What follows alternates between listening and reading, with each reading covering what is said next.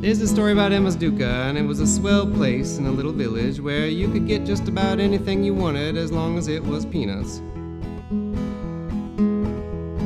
Well, you could get anything you want at Emma's Duka, and you could trade with anything you want at Emma's Duka. Walk right in, it's around the back, just a half a mile from the railroad track. You can trade with anything you want at Emma's Duka. Well, this happened a few years ago. Me and a buddy of mine, we went to go visit Emma at her Duka, and we got to talking. And all of a sudden, one of their customers came up, and his name was Alfred. And Alfred searched through his pockets, and he found that he had zero Kenyan shillings. And Emma, being the sweet soul she was, she told him, Alfred, you can just repair my shoes later, and I'm gonna write your name on this list here with the amount of tomatoes you've taken and peanuts. And he agreed to that, and we all saw that operation and thought it was a splendid idea. And we said, Emma, why don't we just make some vouchers, Emma's Duka vouchers, and you can use those to trade them around. And in the meantime, you could get some school fees paid for and other things. And we got together with the rest of the businesses, and they all thought it was a good idea, and we printed a whole bunch of these vouchers. Everybody got 10 of them, and they were worth about 400 shillings worth of peanuts. And everything was going hunky-dory. The whole economy was starting to move around. People were in less debt and trading with each other all the time, and it was a bona fide little community currency is what they like to call it. Until one day, Alfred, he was crossing that railroad track near Emma's, and all of a sudden, 2 police officers, they jumped out of the bushes. And they told Alfred, you've been doing some illegal railroad crossing just now, and we're gonna arrest ya. The proper railroad crossing was a whole mile down the road the other way, and Alfred said, well, please, sir, can't you just let me go? And they said, well, we are mighty hungry right now. We could use a little bit of chai. And Alfred reached into his pocket, and as usual, he didn't have a shilling on him. But he did have some of Emma's Duka vouchers on his pocket, so he pulled those out and he handed one to the officer, and the officer looked at it. His eyes got real big, and he said, you're going to jail for that. And they handcuffed him and took him to the local prison in Changamwe, and when they showed it to the chief of police, his eyes got real big too, and he said, this here looks like it was an act of gosh darn terrorism. And before you knew it, the National Guard was alerted, and in the national newspaper was a front page article talking all about Emma's Duka community currency voucher and how it was an act of Al-Shabaab and some kind of secessionist plot.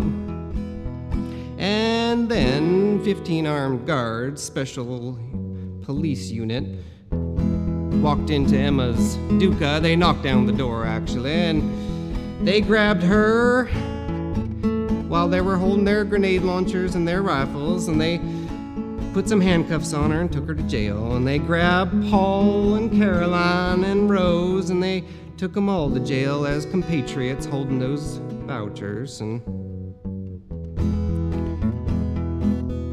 then they gave me a call on the phone. And they said, son, we'd like you to come in for some questioning. And so I gathered my laptop and all my PowerPoints and spreadsheets and books on the topic and prepared for the worst. And I walked into that police station, leaving my little daughter at home, and they began to question me, and sitting there was the Central Police banking officer. His name was Officer Obi, well, at least that's what we called him. And he said, son, what the heck is going on? And I explained to him, sir, that A community currency is something that's happening all over the world. People can make their own medium of exchange and back it with their own goods and services and whatnot. And he stopped me in the middle of my PowerPoint and said, son, what on earth gave you the right to come here and help these people make their own currency? And I had to explain to him that this was an age-old thing that had been going on for ages and ages. And I had to stop in a minute and tell him another story about an old man, even hundreds of years ago, who came to Kenya. And, well, he worked for the British East Indian Company. And he walked into a little village and he saw what was going on there, and he had shiny shoes and a top hat and a few armed guards. And everyone stopped to look at him because they ain't never seen such shiny shoes and wondered what he was doing. And, well, one woman and her husband, they were managing a bunch of chickens to the market that moment, and they got away, and dogs were chasing them, and the chickens were flying everywhere, and that old man just started laughing, and he said, well, why don't you all come on to the tree in the middle of the village, and I'm going to teach you a little something. And there he was in the middle of the village, and people gathered around, and, you know, he had those armed guards, and they thought they better listen to him. And he pulled out a piece of leather and started cutting little pieces of leather into rounds, and on each one of those rounds he stuck a stamp. And on that stamp was a crown, and everyone thought that was pretty important. And he gave each one a little stack of 10, each person at the market. And they said thank you, and sort of a question what it was. And he said, well, you can use these instead of your chickens at the market. And they said thank you again, but we already had invented money a long time ago. And he said, well, what's nice about this money is that I'll give you more if you work for me. And if you can't pay it back at the end of the month with interest, you're gonna have to come work for me. And that's how he got a big labor force. And pretty soon he started what's called the East African Protectorate, to protect people, of course. And he started charging people just to live in the country in those little rounds. They called it a hut tax. And they amassed a big giant workforce of people to do all kinds of things in the country. Until one day, a queen said, you guys better hightail it out of there. And there I was with Officer Obi, and I was explaining to him the origins of the Kenyan shilling and how a currency backed by peanuts was a lot more civilized than what they were using at the moment. And he was just not going to have any of it, and he looked at me and said, I'm grabbing this here laptop, and he did snatch it out of my hands, and he said, this, son, is evidence. And I said, well, it's evidence of what, sir? And he said, it's evidence of terrorist activities. And he snatched my laptop, and then he grabbed one of my shoes, and he said, I'm taking this too. And then he asked me for my belt, and I gave him that too. And he said, well, in prison you're not allowed to run away or hang yourself, that's illegal. And then he threw me there into the prison, along with Paul and Alfred and Emma and Caroline and Rose and a whole bunch of other people who had crossed that railroad track in the wrong time. And we got to talking and reminiscing about our wrongdoings, and all of a sudden I felt a mighty urge to relieve myself, and I asked where the toilet was, and everybody pointed to a hall.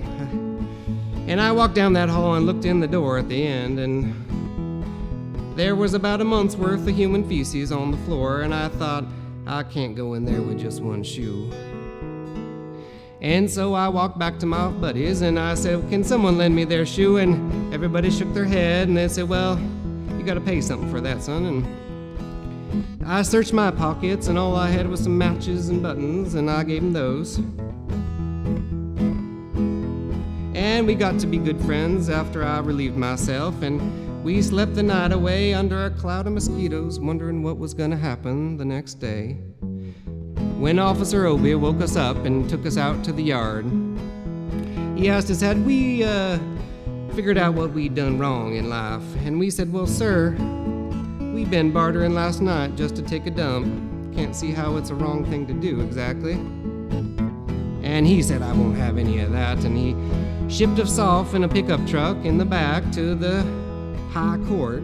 And once we got to the high court, they put us in a little cell underneath it. And officer after officer came up to us and said, well, son, if you don't want to go to Shimulatewa, that's the fish hole, you're going to have to give us a bunch of money. And we just didn't have any at the moment, and so we just waited for our turn to talk with the honorable judge. And eventually they put us in front of her and lined us up, and there was Officer Obi with our laptops and our PowerPoints and a whole bunch of Emma's, Duka's vouchers, and she looked at us and said, well, what do you plead? And we looked at her and we all said, ma'am, we're not guilty of terrorism. We just wanted to trade peanuts for shoe repair and other kinds of stuff, and we just didn't have national currency in our pockets. And she wasn't so sure about that, and for a few months, we kept going back to that court day after day, and still they weren't sure if we had done something wrong, and we figured we'd start an international petition at that point. And it was called Emma's Duka Community Currency Petition, and we got people to sign it all over the world, and eventually it reached the Director of Public Prosecution, Mr. Tobiko, and he took that case right away, and because it was highly embarrassing to stop people from trading things like tomatoes for school fees. And he dropped the case. And we were mighty happy about that. And Officer Obi finally called me to his office and one last time and begrudgingly handed me my laptop, and I was mighty happy about that. And I asked him about Emma's vouchers, and he said, no, I'm keeping those. And I said, how on earth are you keeping these even though we won our case? And he looked at me and he said, son, we don't like your kind around here, and I'm shipping your fingerprints off to Nairobi. And off in Nairobi, there is still an envelope today holding my fingerprints and a whole bunch of Emma's Duka community currency. And you remember Emma, this is a song about Emma. She picked up her Duka that was battered down, she moved to Lake Victoria, and she started another community currency with her church there. And if a police officer ever comes up to her, she just says, you can trade with anything you want at Emma's Duka. And then she walks away from him. And that seems to work pretty good, and so that's why I'm singing you this song here. If you ever happen to be in a country that's banned cryptocurrencies or any medium of exchange, and you ain't got no national currency, all you gotta do is look at that officer and sing a bar of this song. And imagine if you do that and that officer leaves you alone, well, that'd be great. And if two people did it, he may think like it's some kind of movement going on, or like an organization, and they might still put you in jail. But if 50 people did it, can you imagine 50 people singing Emma's Duka? Well, then it would be some kind of international movement about letting people trade with whatever they wanted to. And all you gotta do to join this movement is next time it comes around here on the guitar, sing a few bars of it. And if you want to change the economy, you gotta sing loudly, because it's a broken system. Here it comes. You can trade with anything you want at Emma's Duka. You can trade with anything you want at Emma's Duka. Walk right in, it's around the back, just a half a mile from the railroad track. You can trade with anything you want at Emma's Duka.